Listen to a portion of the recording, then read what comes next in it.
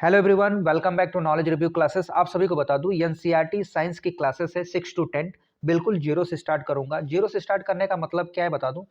6 to 10 कोई भी candidate हो, जो भी कैंडिडेट किसी भी एग्जाम की तैयारी कर रहा हो, चाहे वो टीजीटी एग्जाम की तैयारी कर रहा है या फिर पीजीटी का कर रहा है या फिर वनडे एग्जाम की कर रहा है, यहाँ तक सीटेट की एग्जाम की कर रहा है। ठीक है, मैं एग्जांपल ले रहा हूँ। और सारे एग्जाम है जिसको मैं नाम नहीं लिया हूँ, जिसका मतलब नहीं उसमें नहीं पूछा जाएगा। जहां जहां एनसीईआरटी साइंस का रोल होगा पूछा जाएगा, उन सभी के लिए मैं बता रहा हूँ एनसीईआरटी पढ़ना कैसे है। देखिए, बच्चे क्या करते हैं, एनसीईआरटी की बुक खरीद लेते हैं। बहुत सारे होते हैं स्टडी मटेरियल ले लेते हैं।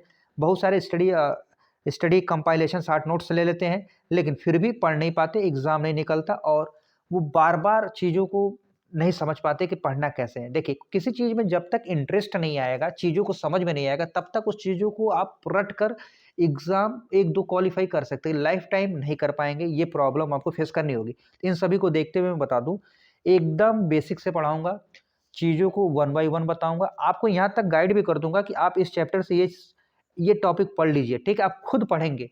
आप एनसीईआरटी खुद रखिएगा अपने पास, नहीं है तो ऑनलाइन डाउनलोड कर लीजिएगा। मैं वो भी बता दूंगा कैसे करना है, कमेंट्स करेंगे तो। ठीक है, बाकी चीज़ें कमेंट्स में करते रहिएगा, जो भी डाउट है आगे वीडियो में। दूसरी चीज़ बता दूं, मेरा नाम है अनुराग और मैं आपकी क्लास स्टार्ट कर रहा हूँ आज से, लेक्चर 1। सबसे पहले हम डिस्कस करेंगे सिलेबस के बारे में। उससे पहले मैं बता दूं, साइंस में हम 3 पार्ट में डिवाइड करेंगे। साइंस क्या-क्या है ऑलरेडी आप जानते हैं, फिजिक्स जानते हैं, केमिस्ट्री जानते हैं, बायो जानते हैं। ठीक है, ये 3 चीज़ें हैं साइंस में, जिसको हम वन बाय वन स्टडी करेंगे एनसीईआरटी की। क्लास 6 टू 8 नहीं, 6 टू 10th करेंगे। इसका मीन्स क्या है कि 6 टू 8 तो सभी लोग पढ़ते हैं, लेकिन 6 टू 10th नहीं पढ़ते हैं। अभी आपको मैं बता दूं, देखिए अभी 6 टू 8 का एग्जाम हुआ था, कहाँ का? बिहार का हुआ था, बीपीएससी टीआरई 2.0 में। लेकिन क्वेश्चन काफ़ी कुछ ऐसे थे जो अच्छे लेवल के पूछे गए थे, जो 6 टू 10th लेवल तक पूछा गया था, चाहे साइंस हो चाहे मैथ।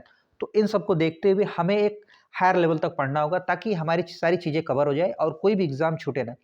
देखिए, पढ़ाऊंगा मैं, पढ़ना होगा आपको, और हम दोनों लोग मिल के पढ़ेंगे और पढ़ाएंगे। ठीक है, सबसे पहले हम बात करेंगे एनसीईआरटी 6 टू 10 केमिस्ट्री की टॉपिक। केमिस्ट्री सबसे पहले स्टार्ट करेंगे, क्योंकि केमिस्ट्री के जो क्वेश्चंस हैं वो इंपॉर्टेंट है। और ये इसलिए बताना इंपॉर्टेंट है क्योंकि ये सीटेट के एग्जाम को कवर करेंगे। अभी जो आने वाला एग्जाम है सीटेट, ठीक है, बहुत सारे कैंडिडेट का सीटेट एग्जाम है। बहुत सारे कैंडिडेट ऐसे होंगे जो यूपी का होगा, यूपी का जो पुलिस वाली भर्ती थी, उन सब में भी जहाँ-जहाँ पूछा जाएगा उन सभी के लिए हेल्प करेगा।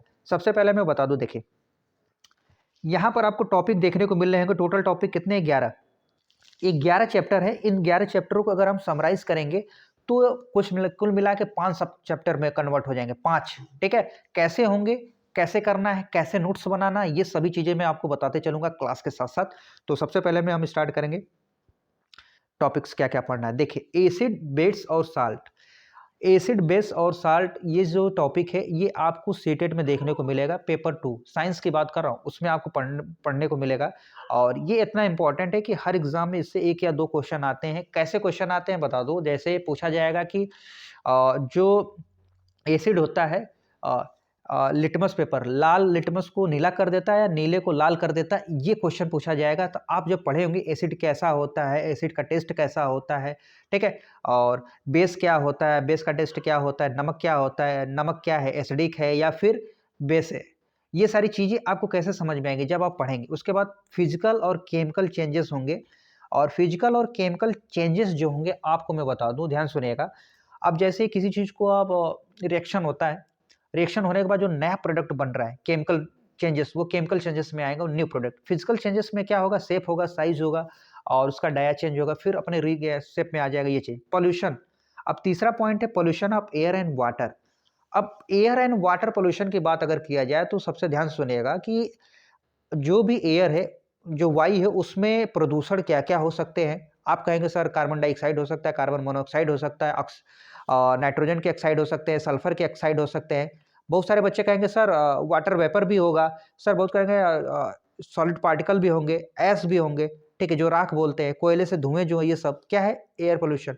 अब वाटर पोल्यूशन में बहुत सारे हो सकते हैं। वाटर पोल्यूशन में क्या हो सकता है कि जो वेस्टेज होता है, ठीक है, जो वेस्टेज होता है वो भी पोल्यूशन, वो काम करेगा वाटर के लिए। या फिर बीओडी, जो बायोडिजॉल्व ऑक्सीजन जो होता है, ठीक है, ये सारी चीज़ें भी हैं जो वाटर पोल्यूशन में आती हैं। जैसे आप सीवर पॉल्यूशन सीवर का हो गया, या फिर कहीं आप कोई चीज़ें चली, फैक्ट्री का वेस्टेज हो गया, उसमें जा रहा है, पानी में जा रहा है, या ये सारी चीज़ें क्या है वाटर पॉल्यूशन में है।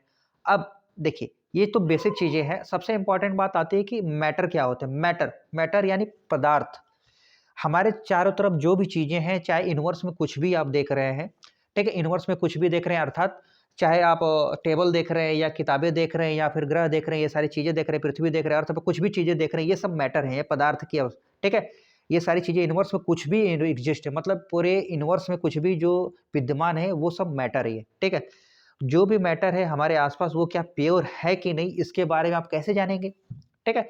ये बात। एटम और मॉलिक्यूल होता क्या है? एटम के बारे में अगर मैं बता दूँ, एटम क्या है? सबसे स्मॉलेस्ट पार्टिकल होता है, पार्टिकल यानी कण होता है, ठीक है? अब इसके बाद इसका डिवीज़न नहीं कर सकता। देखिए, एक चीज़ ये है और एक चीज़ याद बहुत ध्यान सुनिएगा, और एक चीज़ ये है।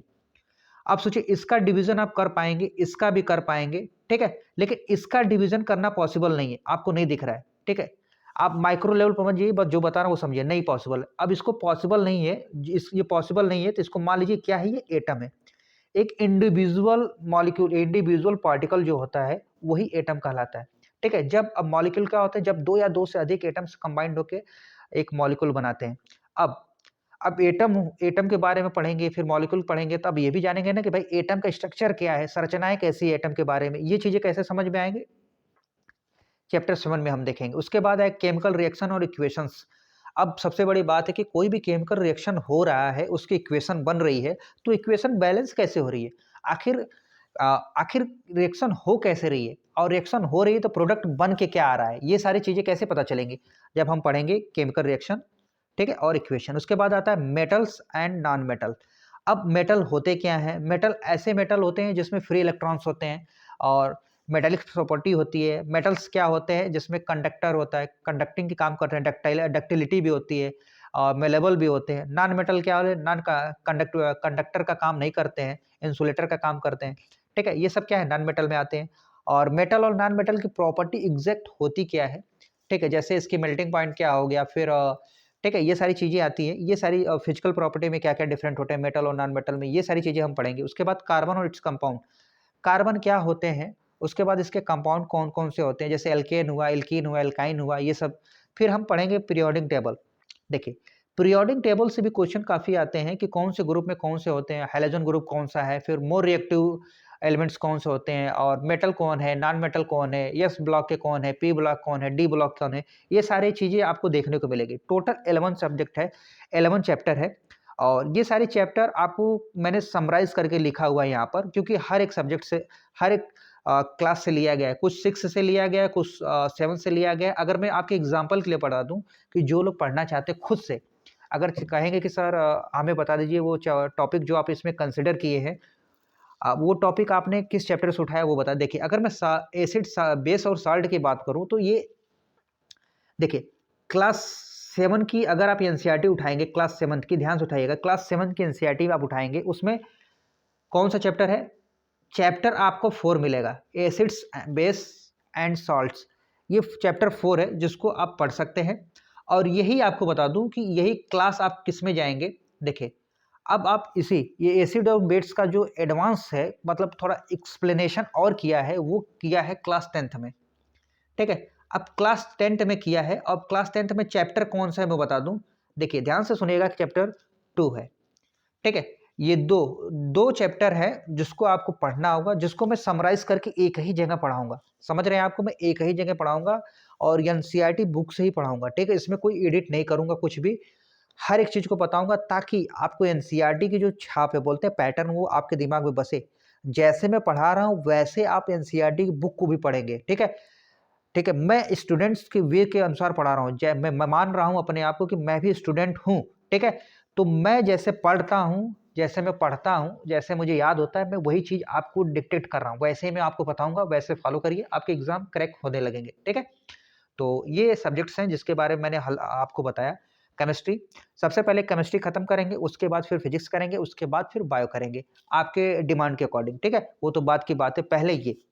और इन सब्जेक्ट्स में आपको क्या नहीं समझ में, ये टॉपिक जो बताया इसमें क्या नहीं समझ में आया, वो आप पूछ सकते हैं कमेंट्स करके। आप कमेंट्स करके पूछिएगा ज़रूर कि आपको क्या नहीं समझ में आया इसमें, ठीक है? टोटल कितने हैं? 11।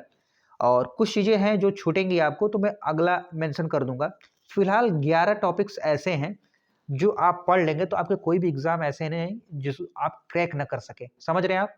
चाहे आप सीटेट हो या फिर आप टीजीटी का एग्ज़ाम होगा, अभी साइंस का आपको बता दूँ कि अक्टूबर अगस्त में एग्ज़ाम होगा बिहार का टीआरई 3.0 और आपका या स्टेट का एग्ज़ाम होगा, बिहार स्टेट एग्ज़ाम होगा मार्च में, उसमें भी आप अगर आप साइंस से हैं तो आपको पढ़ना अति आवश्यक है। ठीक है? तो ये चीज़ें थी, अगर कोई डाउट हो तो पूछिए आप फटाफट और हम आपके डाउट्स को रिज़ॉल्व करने की कोशिश करेंगे। दूसरी चीज़ एक चीज़ और बता दूँ, आपको पैसे खर्च करने की ज़रूरत नहीं, आप जहाँ से पढ़ रहे हैं पढ़िए। पहले 1 लेक्चर या 2 लेक्चर देखिए, आपको समझ में आ जाएगा कि चीज़ें समझ में आ रही है कि नहीं आ रही है। नहीं आ रही है तो आप कमेंट्स करके बताइए कि सर नहीं आ रही है, क्या नहीं आ रही है? उसमें हम आपको अच्छे से और समझाने की कोशिश करेंगे दूसरे वे में। देखिए, मेरा पूरा कोशिश रहेगा कि आपको चीज़ें अच्छे से समझ में आ जाएगा। फ्री में कंटेंट है, लेकिन वैल्यू नहीं करते हैं स्टूडेंट्स, यही दिक्कत है। और आप एक बार ज़रूर देखिएगा, मैं यही कहूँगा एक बार अच्छे से देखिएगा, सारी चीज़ों को मैंने एक्सप्लेन किया है। मिलते हैं अगले वीडियो में अगले लेक्चर के साथ, बेसिक एसिड्स, बेस और साल्ट के साथ। तब तक आप इस चीज़ों को एनालाइज़ करिएगा और कमेंट्स करके ज़रूर बताइएगा। आपकी क्लासेस शाम को ठीक 9 बजे आपको क्लास स्टार्ट हो जाएगी, शाम को 9 पीएम 9 बजे आपको क्लास अपलोडेड मिलेगी, आप क्लास उसको देखिएगा और अपने दोस्तों के साथ शेयर करिएगा और अच्छा लगे तो लाइक करिएगा, शेयर करिएगा और सब्सक्राइब करना मत भूलिएगा। टेलीग्राम जॉइन कर सकते हैं। धन्यवाद।